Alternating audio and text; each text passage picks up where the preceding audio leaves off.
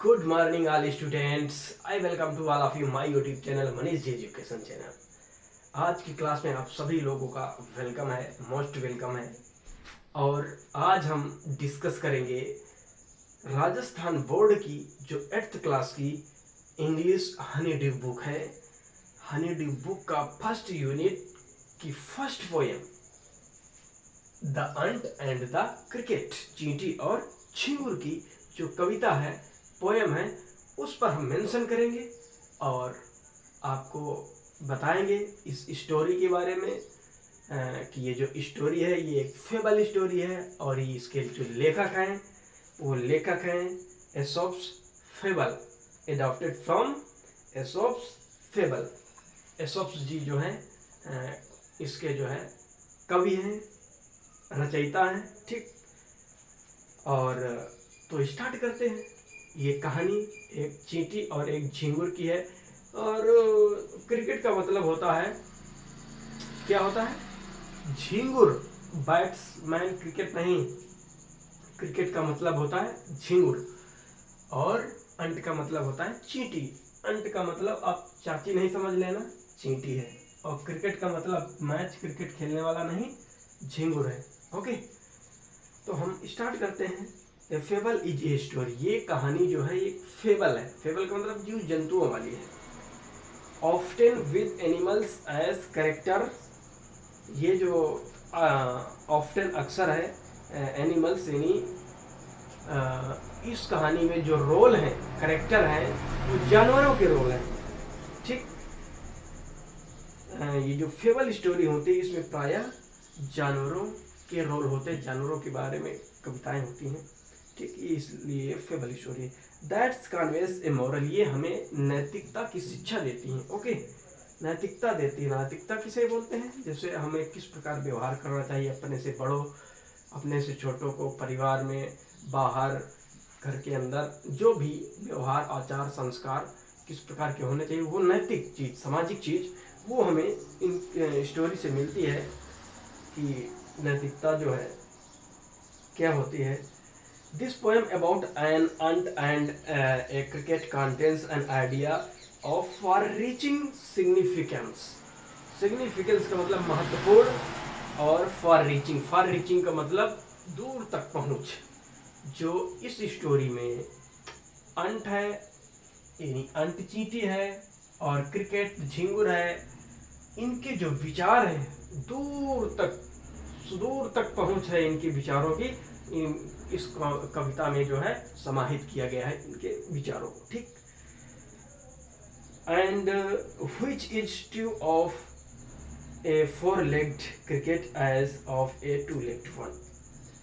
जैसा कि आप जानते हैं कि ये जो है सत्य है कि कुछ जो झिंगुर होते हैं उनके 4 पैर होते हैं, कुछ झिंगुर होते हैं कि उनके 2 पैर होते हैं। श्योरली, निश्चित रूप से, you have seen A cricket that has 2 legs। आपने जरूर देखा होगा, आपने जरूर गेस अनुभव किया होगा कि जो झिंगुर होते हैं क्रिकेट, उनके 2 पैर होते हैं। ओके, अब हम स्टार्ट करते हैं the ant and the cricket की स्टोरी, जो कविता के माध्यम से होगी, ठीक। तो कविता हम पढ़ते हैं।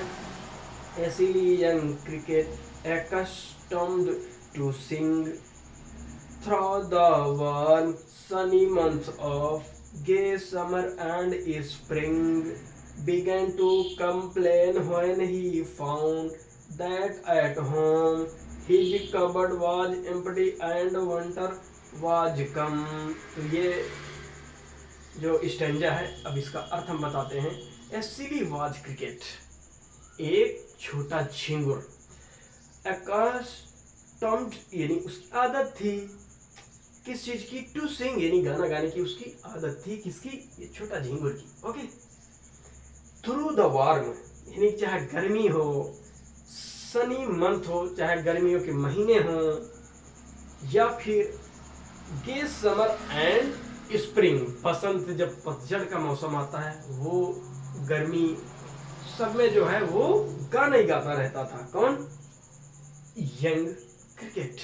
Okay, began to complain when he found that at home. और वो शिकायत कब करता था, जब उसके घर में उसको खाने के लिए कुछ नहीं मिलता था.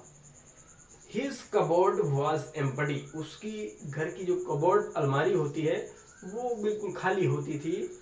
एंड विंटर वाज कम. जैसे ही जाड़ा आ जाता तो उसकी अलमारी खाली हो जाती, उसको कुछ होता ही नहीं था अलमारी. अब आप सोच रहे होंगे कि क्या झींगुर चींटी की ये इनके कबोर्ड होती है अलमारी. अरे ये भी जीव जंतु है, खाना खाते हैं तो इनका भी घर होता है अपना अलग अलग. ठीक, तो इनकी जो अलमारी होती है, कल्पना इमेजिन करिए आप. ठीक, उस सेंस में.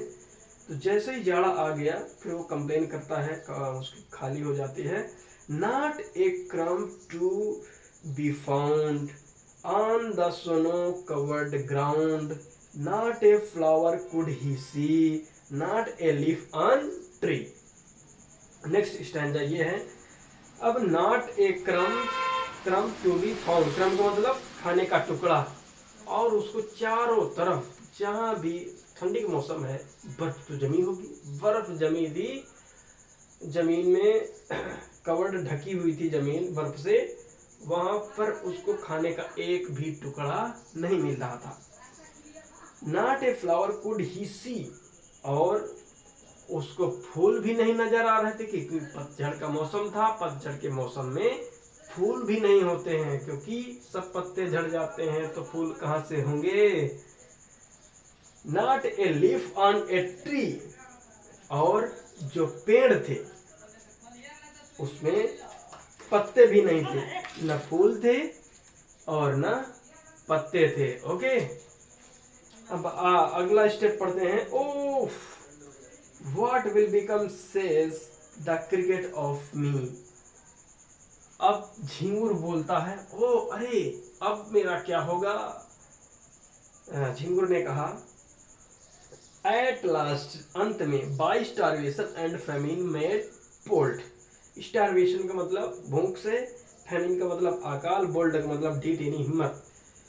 तो अंत में वो भूख से और अकाल से वो ढीठ बन गया था, थोड़ा हिम्मत आ गई थी उसको. All dripping with weight. उसका जो शरीर था वो गीला था क्योंकि ड्रिपिंग का मतलब बूंदें गिर रही थी, बारिश हो रही थी. And all trembling with cold. और उसका जो शरीर था वो भी कांप रहा था सर्दी की वजह से, ठंड की वजह से. Away he set off to a miserly ant. जब उसके घर में ये प्रॉब्लम है, झिंगुर के घर में खाने के लिए नहीं, फिर वो सोचता है कि चलो चींटी के पास चलते हैं. लेकिन चींटी होती कंजूस, तो कंजूस चींटी के पास वो चल पड़ता है.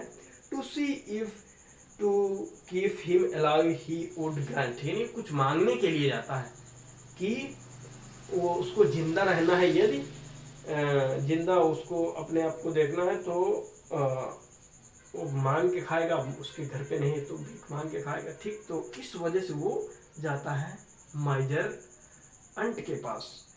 Him shelter from rain and a mouthful grain, he wished only to borrow, he had repay to tomorrow. इस स्टेंजा में देखिए फिर क्या है कि वो मांगने जब जाता है तो हिम शेल्टर, उसके मकान में जो है, मान लीजिए छत जो है वो छत खराब होती है, उससे पानी जो है आता है सॉरी, पानी आता है. And mouth full of grain. और अनाज भी नहीं होता है खाने के लिए. तो ही विश्ड, वो इच्छा करता है कि उससे उधार ले ले, बरो टू बरो. और रिपे का मतलब ही रिपे इट टुमारो, और वो उसको जो है वापस कर देगा. Okay, if not he must die of starvation and sorrow. अगर ऐसा नहीं होगा, वो नहीं देगी, तो फिर वो तो भूख से और दुख से मर जाएगा. ओके, फिर अगला स्टेप है स्टैंजा का. इसमें जो पोएम है इसमें कई स्टैंजा हैं. Says the ant to the cricket, फिर जो है वो कहती है, कौन कहती है, आंटी यानी चींटी, I am your servant and friend. मैं, ये चींटी कहती है इससे कि मैं आपकी नौकर हूँ और आपकी दोस्त हूँ, बट लेकिन वी आंट नेवर बरो, मैं कभी किसी को न उधार देती हूँ, नहीं न उधार लेती हूँ, वी आंट नेवर लेंट, और न किसी से उधार मुझे देना पसंद है ना लेना पसंद है। ठीक, मैं न उधार लेती हूँ ना उधार देती हूँ। किसने कहा? चींटी ने कहा। किससे? झिंगुर से। बट टेल मी, लेकिन उसने मुझे कहा। किसने कहा? चींटी ने झिंगुर से कहा, डियर क्रिकेट, प्रिय झिंगुर, did you lay nothing by when the weather was warm, जब गर्मी का महीना था तब आप क्या कर रहे थे? कुछ इकट्ठा नहीं किया क्या अनाज वगैरह खाने के लिए? तो क्वाथ द क्रिकेट नॉट आई, फिर क्रिकेट बोलता नहीं मैं नहीं, ऐसा मैंने नहीं किया। और उस टाइम पर मैं क्या था? My heart was so light that I sang day and night, for all nature looked gay, you sang sir you say. कहने का मतलब वो जो झिंगुर होता है वो कहता है कि उस टाइम पर गर्मी के महीनों में मैं बहुत ज़्यादा प्रकाश से, गर्मी से जो है प्रफुल्लित मेरा मन था, बिल्कुल मैं खुश था, मेरा दिल जो है प्रफुल्लित था। That I sang day and day, और मैं पूरे दिन जो है, रात दिन जो है गाना ही गाता रहता था, क्योंकि उसकी आदत थी। Okay, for all nature looked gay, मुझे जो भी प्रकृति दिख रही थी सब जो है सबसे अच्छी दिख रही थी, पूरा प्रसन्नता पूर्वक पूरा सब अच्छा माहौल दिख रहा था। ठीक, यू sang सर यू से, फिर चींटी बोलती है, अच्छा महोदय जी आपने जो है कहा कि हम गाना गाते थे, तो ऐसा करिए, गो देन, गेट आउट, आप जाइए यहाँ से। सेज द अंट, चींटी ने कहा, and dance the winter away, अभी तुम गाना गा रहे थे तो ऐसा करिए, जाइए नाचिए, आप जो है गर्मी ठंडी का जो सीजन है वो ऐसे ही बिताइए नाच नाच के। ठीक, दस एंडिंग, और फिर अंत में, ही हास्टली लिफ्टेड द विकेट, विकेट का मतलब एक छोटा फाटक, हास्टली का मतलब बंद किया, जल्दबाजी में जो है बंद किया दरवाजे को। किसने? झिंगुर ने। फिर इसके बाद वो छोटा फाटक जो था उसी से वो झिंगुर निकलता है, and out of the door turn the poor title cricket, little cricket. Okay, जो बेचारा छोटा झिंगुर होता है वो उसी दरवाजे से फिर निकल जाता है। जल्दबाजी में वो गेट, फाटक, एक छोटा सा फाटक होता है। अब मान लीजिए आपका ये घर है, ठीक, ये आपका घर है, तो ये घर के पास में अगर एक छोटा सा मान लीजिए फाटक लगा, मेन गेट ये हो जाएगा घर का, और ये छोटा सा फाटक लगा आने जाने के लिए, तो ये वाला फाटक जल्दी से झिंगुर ने बंद किया और इससे निकल गया। और फिर कहाँ गया? निकल गया बेचारा जो है झिंगुर। फिर इसके बाद लोग जो है क्या कहते हैं? फोक कॉल दिस इज फेबल, यानी ये लोग, कुछ लोग कहते हैं कि ये फेबल स्टोरी है, जीव जंतुओं की है, पर जो कवि कहता है I will warrant it true, लेकिन मैं तो इसे बिल्कुल सत्य मानता हूँ। लेखक ये कह रहा है, लेखक नहीं, कवि जो कह रहे हैं, SF ji, some crickets have four leg, कुछ क्रिकेट होते हैं, झिंगुर होते हैं जिनके 2 पैर होते हैं, 4 पैर होते हैं, एंड सम हैव 2, और कुछ के 2 पैर होते हैं। अब मान लीजिए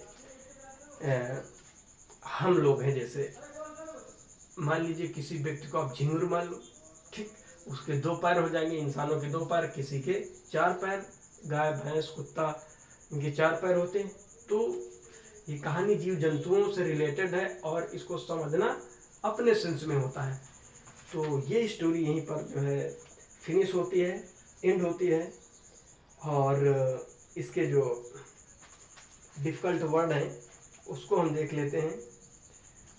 accustomed टू सिंग का मतलब होता है उसकी आदत थी गाना गाने की। फेमिन का मतलब अकाल, भूख से जब अकाल होता है।